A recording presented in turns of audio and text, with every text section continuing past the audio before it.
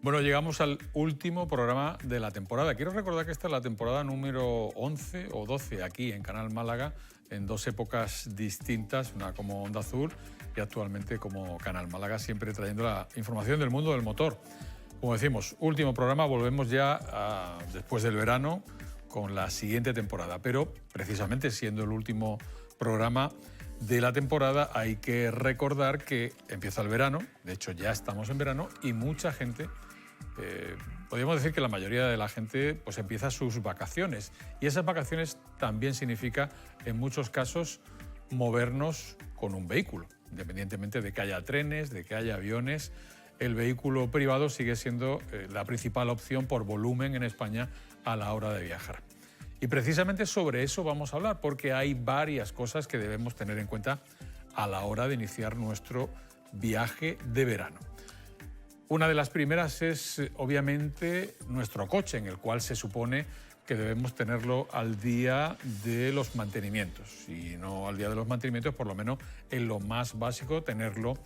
pues perfectamente cuidado. Y una de las cosas más básicas que siempre comentamos aquí es lo que contacta con la carretera, es decir, los neumáticos. Y también, principalmente, uno de los fallos que normalmente tienen la mayoría de los conductores a la hora de realizar un viaje. Vamos a ir viendo precisamente neumáticos, ese elemento que siempre está ahí, que nos da la sensación de que siempre va a funcionar y al que le hacemos relativamente poco caso, porque los neumáticos, como decimos,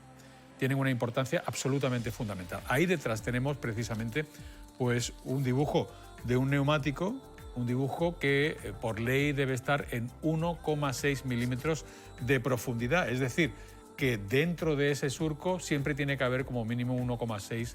de profundidad. Esa sería la norma de tráfico que habría que cumplir so pena de que pudiéramos sufrir una sanción. Pero hay una obligación que no está escrita y por lo tanto que no se penaliza, pero sí tiene que ver mucho con la seguridad del coche. Y es que ese neumático, además de tener dibujo por encima de 1,6 milímetros la hendidura, debe tener una presión que es la que recomienda el fabricante. Y hay estudios que indican que casi el 60% de todos los coches que circulan por el país llevan sus presiones por debajo de la que dice el fabricante. Y no hay nada más peligroso como que ese neumático tenga las presiones por debajo. Hay una frase que les voy a repetir que intento siempre en las formaciones que doy a colectivos y en los medios de comunicación insistir en ello porque hay muchas personas que parece que no se enteran. Un neumático puede reventar por tener poca presión, no por tener mucha presión. Vuelvo a repetir, un neumático puede reventar sobre todo en verano, con mucha carga, con mucho calor de la carretera, cuando lleva poca presión. Hay muchísima gente que entiende que es lo contrario, como si fuera un balón de fútbol o un globo de la playa que cuando lo inflamos pues puede tener tendencia a explotar.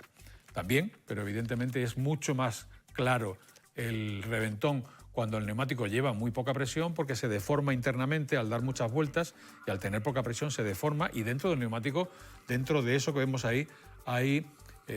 fibras textiles, hay alambres, hay metales que cuando se rozan uno con otro lo que hacen es subir la temperatura del neumático, hacer que se gaste en tiempo récord, hacer que consuma mucho el coche, pero es que además nos pone en peligro a los que llevamos un coche porque puede reventar, o sea, literalmente deshacerse el neumático con las complicaciones que eso tiene. Así que una de las primeras cosas, aparte del dibujo que tenga ese neumático, es que la presión siempre sea la que indica el fabricante y en el peor de los casos por encima siempre de lo que dice el fabricante, nunca por debajo de la presión que indica el fabricante. Hay más cosas que tienen que ver en la conducción en verano y otra de ellas es cuándo vamos a iniciar el viaje. Hay muchas personas que deciden pues básicamente acabar un viernes al mediodía o incluso por la tarde e iniciar después de la tensión de irse a la playa a 500 kilómetros, sobre todo si alguien viene del centro de Madrid y va a la zona de costa, pues esa tensión acumulada de querer llegar, de los niños, de las maletas, de no olvidarse nada y ponerse en carretera, por ejemplo, cuando está, pues ahí lo vemos, oscureciendo, es una temeridad, porque esa acumulación de cansancio, esa acumulación de estrés además sumado precisamente al ocaso de la tarde, pues hace que llegar al destino en un viaje de 4 o 5 horas sea muy complicado desde el punto de vista de la seguridad, porque muchísimos conductores pueden verse vencidos precisamente no solo por el sueño, sino también por el cansancio. Así que nunca sería recomendable iniciar un viaje en el atardecer, en el anochecer, y es mucho más recomendable que ese viaje se inicie justamente pues en el amanecer, también de noche, porque ya nuestro cuerpo tendrá un cierto descanso y será más fácil amanecer, ver la luz mientras conducimos, que hacerlo al revés. Y lo último que podríamos hablar precisamente es, por ejemplo, una carretera con calor, que vamos a ver en un momento, porque el calor indica también un adormecimiento de nuestros sentidos, tanto el de la visión como el de la reacción, como el del olfato, el de la vista, todo. Nuestro cuerpo se relaja mucho cuando tenemos mucho calor, y ahí vemos precisamente una carretera con calor, muchas de las que muchos conductores pueden atravesar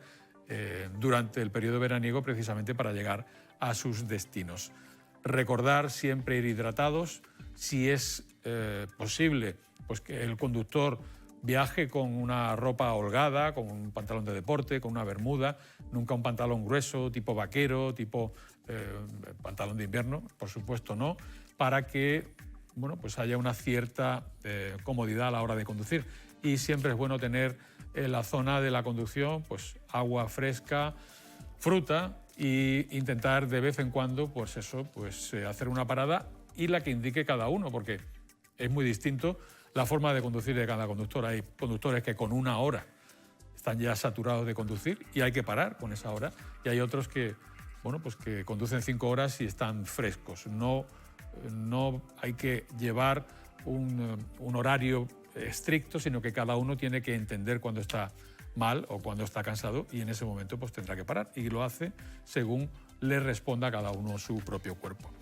Y una de las cosas que vamos a acabar es precisamente con los espejos retrovisores. Hay muchísima gente que los regula mal, porque un espejo de retrovisor que tenemos ahí hay que regularlo de manera que